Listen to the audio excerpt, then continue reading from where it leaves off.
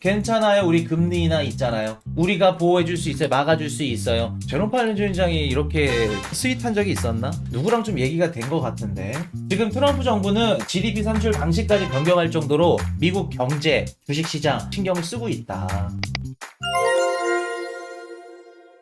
미국 고용보고서 예상 밖의 15만 건 폭발, 실업률 4.1%. 자, 저번 주 금요일날 미국의 실업률 고용지표 발표가 됐죠? 고용지표 발표가 됐는데 긍정적으로 발표가 됐어요. 그래서 실업률이 4.1%. 그리고 고용지표가 예상치보다는 살짝 낮게 나왔는데 전체적으로 세부 지표들을 봤더니 좋았다. 뭐 고용지표가 지금 요새 깨질 것 같아요. 미국의 경기 침체가 좀 우려돼요. 이런 부분들을 해소를 시켜줬다. 그래서 굉장히 괜찮게 나왔고 이제 우리가 지켜봐야 될 지표는 사실 3월달보다 4월달이 좀 더 중요해요. 4월달에 우리가 유심히 봐야 될 지표는 뭐냐면 일론 머스크의 정부 효율부 있죠? 공무원들 감축시키고 계속해서 잘라내는 거, 이게 실업률이나 고용지표에 반영이 됐을까봐 그거 보셔야 됩니다. 이해되셨죠? 그래서 4월달, 4월부터는 이제 우리가 실업률을 조금 더 중요하게, 이번 달에도 괜찮게 나올 거라 말씀을 드렸었잖아. 이번까지는 반영이 되기엔 조금 시차가 있기 때문에 힘들다. 그러나 4월달부터는 우리가 실업률 중요하게 보셔야 된다는 거 이렇게 보시면 되고, 파월 미국 경제 여전히 좋아. 서두를 필요 없다. 저는 파월 연준장이 얘기를 해줍니다. 미국 경제 너무 좋아요. 여러분들 걱정하지 마세요. 트럼프 관세 인상이랑 정부 효율부 때문에 고용이 감축돼서 고용시장이 무너지면 어떡하나요? 파월 연준이장님 괜찮아요. 우리 금리 인하 있잖아요. 우리가 보호해줄 수 있어요. 막아줄 수 있어요. 제롬 파월 연준장이 이렇게 스윗한 적이 있었나? 누구랑 좀 얘기가 된 것 같은데 여러분들 생각은 어때요? 아직도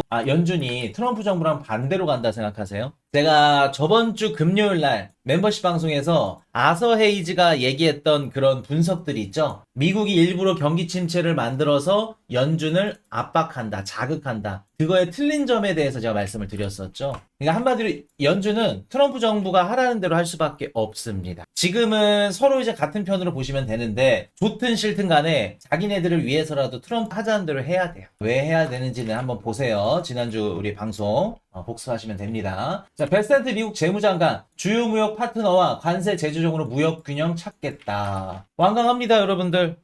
트럼프, 베센트, 루트닉 상무장관 세 분 다 하는 얘기가 뭐냐면 관세 인상 하겠대. 관세 세게 하겠대. 이 얘기를 보고 코인이슈님, 이거 트럼프 정부 관세 인상 정책, 이거 코인이슈님이 목적이 아니라 수단이라고 얘기했는데 이거 목적 같은데요. 짧은 기간 안에 줄어들 것 같지 않는데요. 라고 생각을 하실 겁니다. 목적이 아니라 수단입니다. 여러분들 기사에서 막 세게 얘기하고 실제로 트럼프가 막 세게 때린다 그래서 그게 목적이라 우리가 판단해야 될까? 그냥 기사를 짧게 읽고 그냥 해석하신 분들한테는 야, 목적이다, 그만두자, 끝났다, 시즌 종료다 얘기하실 거예요. 근데 그 깊은 속내를 읽을 수 있는 분들은 아, 이거 페이크구나, 보여주기 식이구나. 당연히 공식 석상에 이런 얘기 해야 캐나다, 멕시코, 유럽, 뭐 아시아, 중국 순회진들한테 무슨 얘기 들어가요? 야, 쟤네 끝낼 생각 없나 보다. 다음날 협상 테이블에 앉았어. 트럼프 정부는 10개 얻을 거 12개 얻을 수 있겠죠? 13개였고 당연히 지금 세게 해야 돼요, 여러분들. 한 가지 말씀 들어볼까요? 트럼프 대통령이 얼마 전에 베센트 장관이나 뭐라 그래요? 달러 강세로 가져갔겠다 하죠? 미국 재무장관이 달러 강세로 가져가겠대. 여러분들 지금 investing.com 검색해가지고 달러 인덱스 한번 보세요. 달러가 강세인지 약세인지. 여러분들은 그냥 기사만 보시는 거 그냥 그대로 읽고 해석하시면 안 돼. 그럼 돈 못 벌어요. 연준이 금리 내려준대? 그렇다 금리 인하만 믿고 기다리면 안 돼요, 여러분들. 반대로 지금 연준이 금리 안 내리겠다 그러죠? 금리 동결하겠대. 서두를 필요 없대. 금리 인하 내일 당장이라 나올 수 있어요. 연준 말 그대로 듣고 그냥 트럼프 정부 하는 얘기 그대로 들으면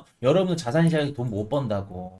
그럼 여러분들 지금 트럼프 관세 인상 정책이 우리가 예상한 것보다 조금 더 길어질 수도 있고 어찌됐든 간에 시간적으로 조금 더 갈 수는 있겠지만 이게 목적이다 수단이다 구분을 할 줄 알아야 된다. 목적 아니에요. 못 때려요, 여러분들. 이거 때리면 미국도 무너지고 끝나요. 경기 침체 바로 들어갑니다. 그렇기 때문에 목적이 아니라 수단으로 쓰는 거예요. 트럼프가 이걸 모를까?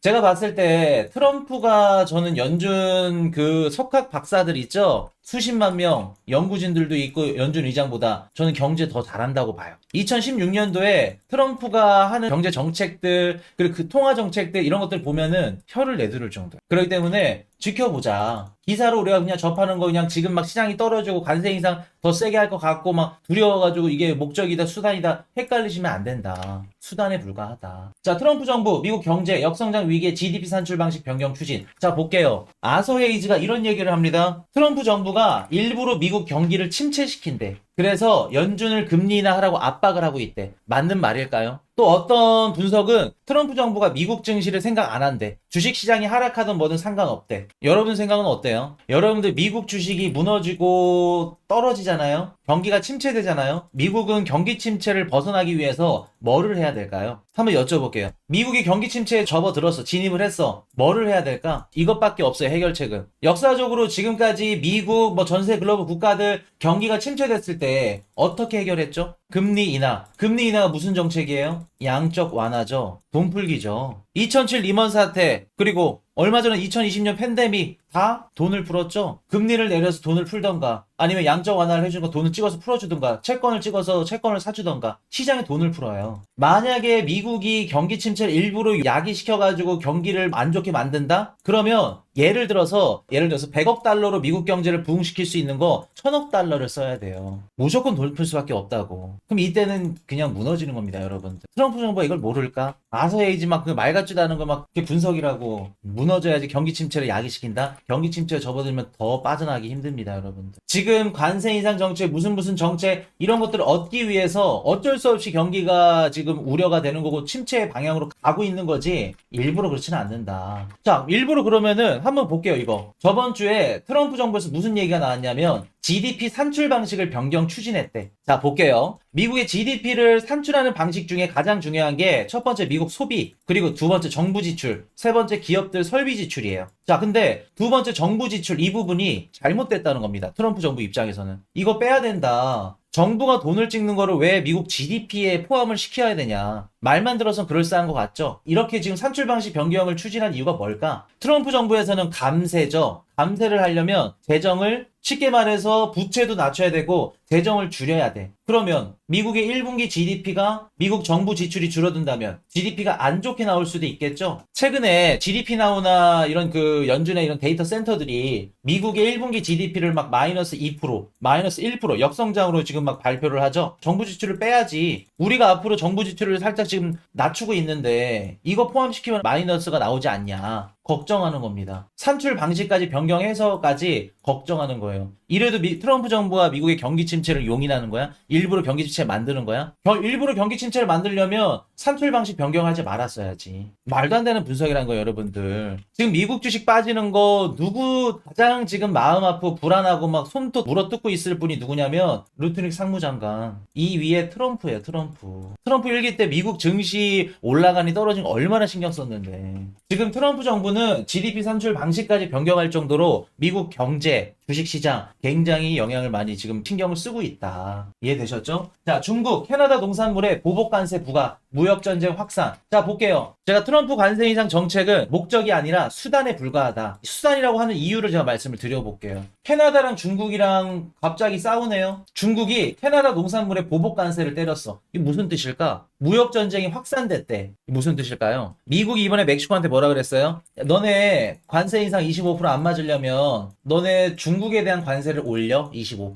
그럼 우리 관 안 매기. 목적인가요? 수단인가요? 트럼프가 멕시코한테 관세를 때리는 게 목적이에요? 수단이에요? 수단이죠. 어떠한 목적을 얻기 위해 중국과 멕시코의 무역을 분절시키기 위한 수단에 불과하죠. 우회해서 중국 때리기죠. 그 목적을 얻기 위해서 멕시코를 때리는 거예요. 수단이라고. 목적이면 관세 전쟁 이거 1년 이상 가요. 1기 때 1년 6개월 갔죠? 그만큼 가요. 고금리에다가 고물가니까 그거보단 조금 일찍 끝나겠다. 근데 수단이라고. 트럼프 관세 인상 정책 못 때린다고. 여러분들 1월 초부터 트럼프 부임하고 나서 실제로 지금 때려가지고 막 글로벌 막 물가가 튀고 그런 거 있어요 지금? 없어요. 계속해서 관세 연기하고 막 나중에 계속 미루고 있죠 차일피일. 쉽지 않다고. 자, 그럼 볼게요. 캐나다도 중국이랑 지금 관세 전쟁이 터졌습니다. 왜? 미국이 쫄라. 야, 캐나다 너네 관세 안 맞고 싶어? 그럼 중국이랑 관세 올려? 그럼 중국은 캐나다랑 자연스럽게 싸울 수밖에 없고 멕시코랑 자연스럽게 싸울 수밖에 없는 거죠. 그럼 자연스럽게 중국한테 못 받는 물건들은 미국한테 받겠죠. 그러면 미국, 캐나다, 멕시코 다시 다자간 무역지구가 결성이 됐네요. 무역지구가 다시 결성이 돼서 중국을 셋이서 때리기 시작했죠. 트럼프 1기 때는 이렇게 안 됐어. 미국이 중국을 바로 때리니까 중국이 어때요? 어라 이것 봐라 우리 환율 낮출게. 낮추면서 캐나다 멕시코로 갑니다. 공장을 우회 수출을 해버리죠. 트럼프 1기 때 이 겪었던 거를 트럼프는 이미 알고 있기 때문에 트럼프 2기 때는 오케이 알았어 팔다리부터 잘라볼까? 캐나다 멕시코 먼저 때리는 거예요. 그래서 캐나다 멕시코가 우리 왜 때려? 그럼 싸우자. 근데 미국이랑 못 싸우죠. 무역 의존도가 높으니까. 그럼 우리가 어떻게 하면은 너네가 안 때릴 건데 중국이랑 친하게 지내지 마. 그럼 볼게요. 미국은 캐나다, 멕시코 먼저 때려서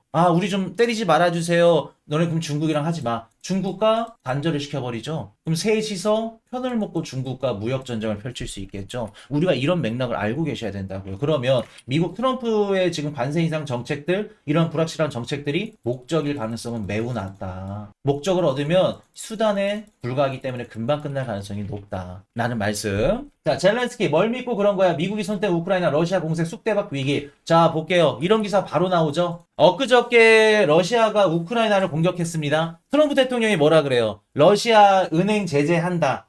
제재 검토 중 때리죠. 저는 한편의 영국으로 보이던데. 여러분들 볼게요. 러시아 푸틴이랑 트럼프랑 이제 우크라이나 해가지고 어찌됐든 간에 이번에 종전이 되면 승리자는 러시아랑 미국이에요. 유럽이 취할 수 있는 이득권을 러시아한테 많이 양도를 해줬어, 미국이. 그리고 지네들도 많이 가져가고. 근데 갑자기 러시아가 우크라이나를 공격한다? 트럼프랑 푸틴이랑 이미 물밑에서 다 얘기가 끝났을 건데 러시아가 그거를 깬다? 이상하지 않아요, 여러분들? 갑자기 러우 전쟁 막 기사 엊그저까지 나왔는데 갑자기 러시아가 공격을 했어. 자, 그거 뭐라고 말씀드렸죠? 이 공격으로 인해서 우크라이나 종전 가능성이 매우 높아졌습니다. 빠른 시일 안에 될 것 같아요. 기억나세요, 여러분들? 이거 멤버십 방송에서 얘기했었지? 어떤 분이 질문해가지고 코인루신이 왜 지금 시점에 러시아가 공격하나요? 종전 틀어지는 거 아닌가요? 아니죠. 반대로 종전 가능성이 더 높아지는 거죠. 러시아가 때린다 그러면 화살은 젤렌스키한테 들어가겠죠? 야, 젤렌스키 너 뭐야? 미국이랑 서로 쇼부 잘 봐가지고 빨리 끝내야지. 우리 국민들 다 죽잖아. 너가 정장만 입고 갔었어도 우리는 전쟁이 끝날 수 있었는데 화살의 칼날은 젤렌스키한테 갑니다. 그럼 지금 러시아가 공격하면 할수록 우크라이나는 발등에 불 떨어지는 거예요. 조급한 겁니다. 안 그래도 지금 미국의 이런 군사적 원조도 지금 중단된 상태에서 빨리 끝내주세요. 그러면 협상 테이블에서도 예를 들어서 히토리 50% 줄 거 60% 70%도 줘야죠. 영토 지금 한 평이라도 더 뺏기기 전에 끝내야죠. 이런 기사 보셨죠? 북한군들 계속해서 내려오고 있다고. 그래서 아마 사우디에 서명 나오면은 6개월 휴전이든 6개월 휴전하고 종전을 하던 그런 얘기들이 자세하게 나올 거예요. 사우디에서 또 해야지 또 유럽의 우크라이나에 대한 이런 좀 개입을 조금 줄이려면. 그래서 우리가 기사를 그냥 보는 대로만 읽으시면 안 된다. 라는 말씀. 파월 낙관론. 기분 좋게. 지금 시선도 위로 보고 있죠? 올라간다는 얘기죠. 파월 연준 의장이. 자, 11월부터 발표되는 미국 경제 지표. 이번 주 비트코인 방향 정한다. 주목할 5가지 지표는. 자, 노동부 출탄 보고서. 소비자 물가지수 이거 중요하죠. 미시간 소비자 심리지수 이것도 중요하긴 한데 이게 또 시장에 영향을 많이 주긴 하겠다. 사실상 소비자 심리지수는 선행 지표라 정확하지 않는데 지금 상황에서는 생산자 물가지수 중요해요. 신규 수입 청구 건수 크게 중요하지 않아 보인다. 그러면 우리가 가장 중요하게 보는 거 4가지. 줄탄 보고서랑 신규 실업상 청구수는 조금 나중에 보더라도 소비자 물가지수, PPI, 생산자 물가지수 그리고 소비자 심리지수 요 3가지 중요하다는 거. 그래서 이번 주 미국의 물가지표. 자, 비트코인 ETF 플로우 테이블 가도록 하겠습니다.